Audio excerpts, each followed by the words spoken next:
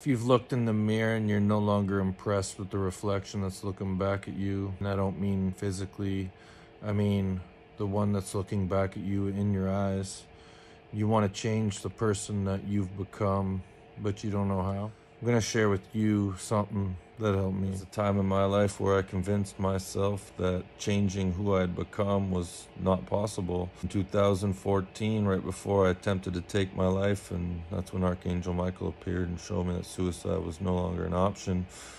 But I had convinced myself, after looking within, that I was stuck and there was no way I could change the person I become. It is possible because I've done it.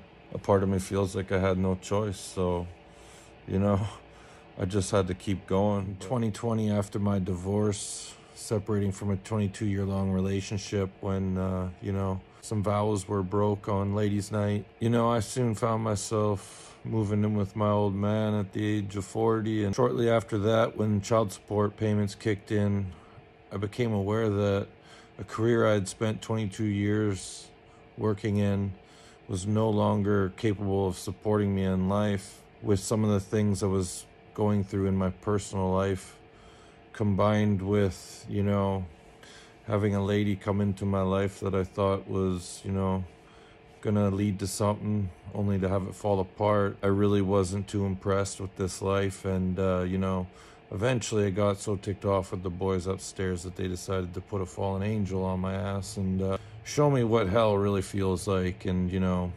thankfully, because of that experience, and just like, well, I know what energy is waiting for me if I want to fly off the deep end, and I'm not interested in that. This life's temporary, so why bother getting worked up in this 3D reality, right? One of the things that I said that really changed my life was actually connecting with Jesus and asking him for help.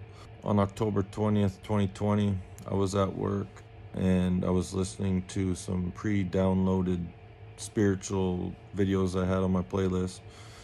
And one of them was a channeled message from Jesus, and he was saying, "Invite me in and I will help you open up your heart."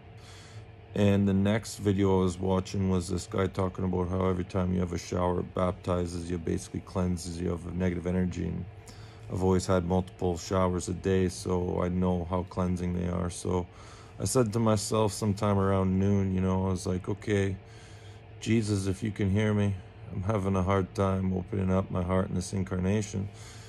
Why don't you baptize me the next time I have a shower and help me do all this, right? Well, some things happened after work. Usually I went home 4 o'clock, had a shower right away. I was working in a steel shop as a welder, getting covered in dust and smoke.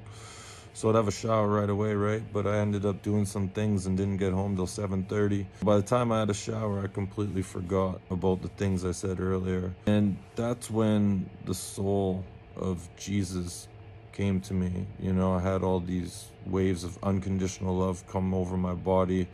The next thing I know, every cell in my body is popping like popcorn, right? That one experience absolutely changed my life. But I'm also going to share with you, I haven't really been motivated to make videos from my 3D self. I'm just like, you know what? I'm going to connect with my guides and angels and Jesus and just be like, if you guys want me to say something, then tell me what you want to say, kind of thing, right? And when I was connecting with the energy of Jesus, he basically just mentioned this kind of like a prayer that I should mention if people out there are wanting to change their lives but don't know how. Just simply say in your head to Jesus, please show me the things that I cannot see about myself that I need to change, and assist me along the journey. And watch what happens if you say this with sincerity. That's all I got. Thanks for watching.